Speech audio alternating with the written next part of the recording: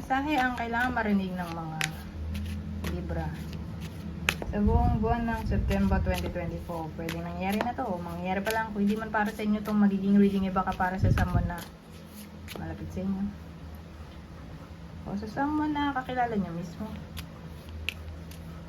Baka may lumabas na gender, mamaya gawin nyo na lang energy, masculine at feminine energy. Pwede rin naman na, huwag nyo na pansinin yung gender.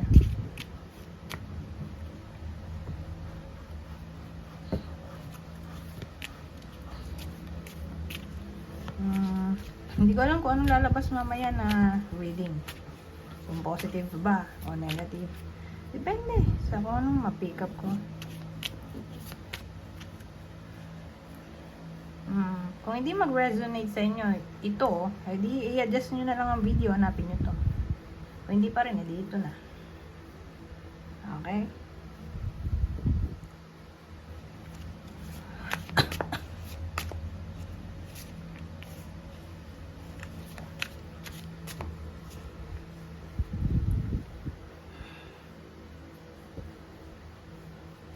Ano kaya to?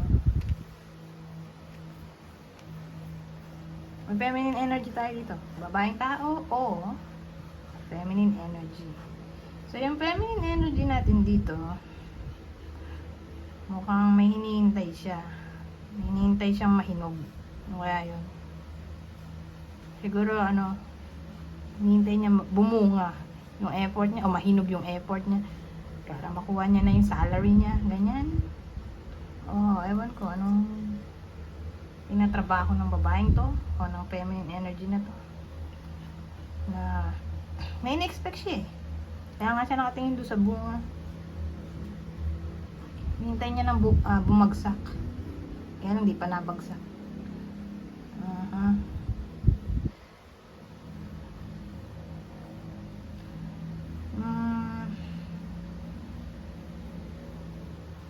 Yung babae natin dito, di-describe ko ha. Pwedeng kayo mismo to, o ito yung person nyo, o kakilala nyo.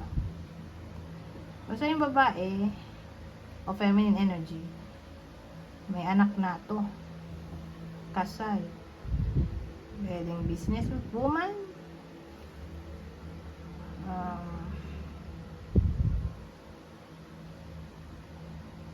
Ano pa ba yun? Business woman, kasal,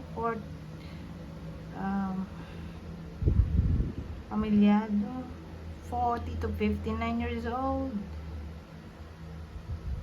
Mayaman siguro. Kung hindi man mayaman may stable job o stable source of income. Sabihin natin, napapadala ng pera sa kanya.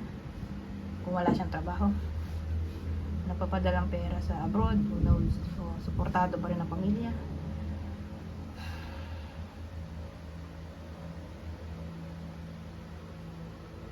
O matagal na siya sa work niya.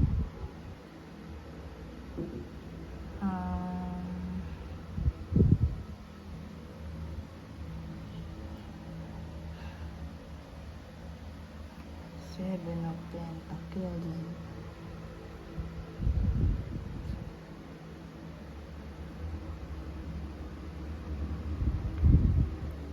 O baka makahiligan niya ang topic ng investment.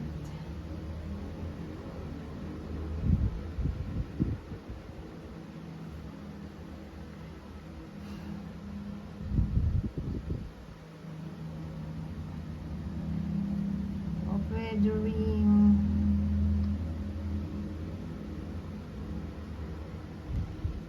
gusto niya magbakasyon. Ganun parang nagbabalak siya magbakasyon. Sa bagay, di ba mag-uundas So, itong sinasabi ko ng babae, parang nagbabalak siya magbakasyon sa hometown niya. Ewan ko.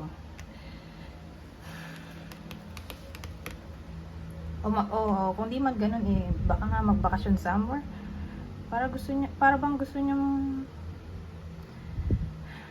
mag-take a break sa kanyang trabaho para mag-relax, mag-chill.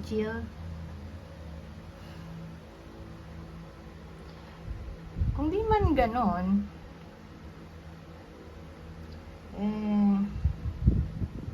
baka magmumuni-muni kasi siya dito so hindi ko masabi kung ano talaga yung gusto niya mangyari.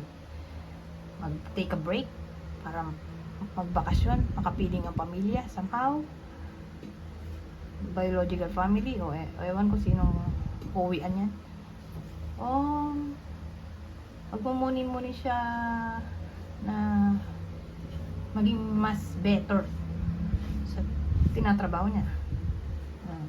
Pwede rin. Ngayon, ito maganda. Nasabi ko ba? May sakit ako. Pagpasensya nyo na kung inuubo ako. Ganun talaga ang buhay. Minsan nagkakasakit. Kaya lang tuloy pa rin kasi ang babayarin. Kaya hindi pwede magpahinga.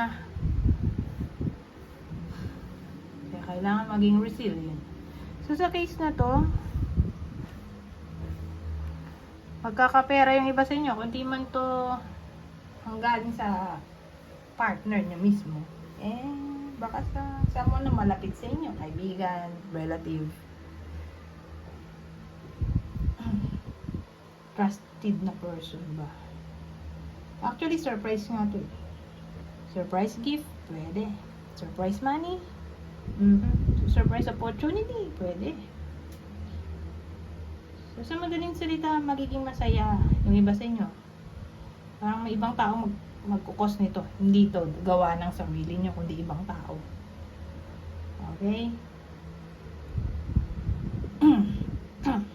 Excuse me.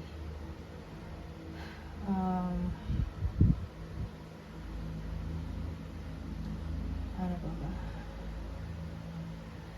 So, expect na rin natin na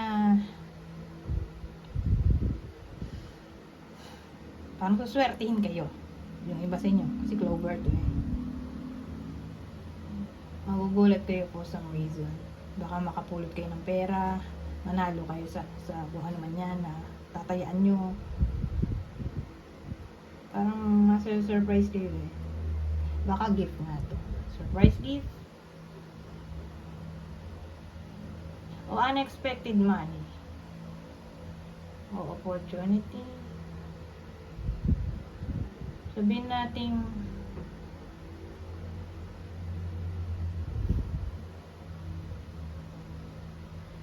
akala nyo katapusan na, yun pala may chance pa.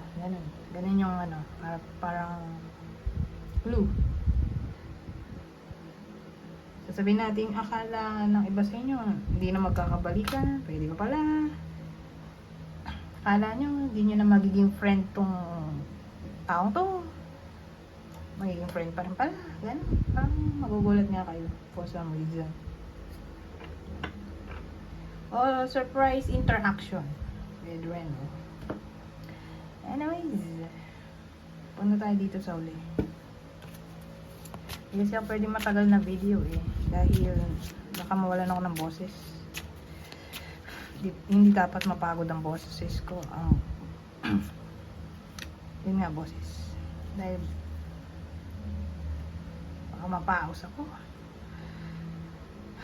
Marriage. A marriage of souls is a union of two divine counterparts blending together. So, baka celebrate yung iba sa inyo ng wedding anniversary. kung kasal na, di ba?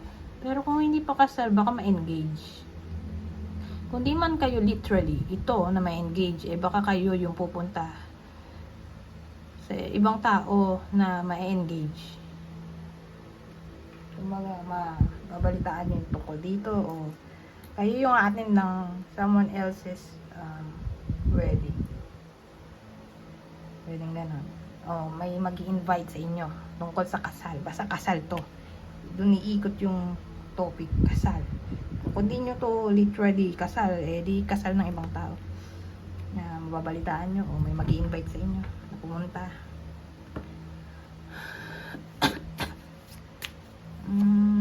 Hot. You begin to feel your heart beat faster when you Oh, close. Well, pag ganyan, development of feelings yan, di ba? So, expect na natin na baka ma-fall in love yung iba sa inyo. Sa someone na hindi nila inasahan. Ma-develop yung feelings nila sa ka-workmate, friend. O, ewan ko kung sino yan. So, ibig sabihin, may in love yung iba sa inyo na single. Sa September. Anyways, hanggang dito na lang. Goodbye. 1 hour.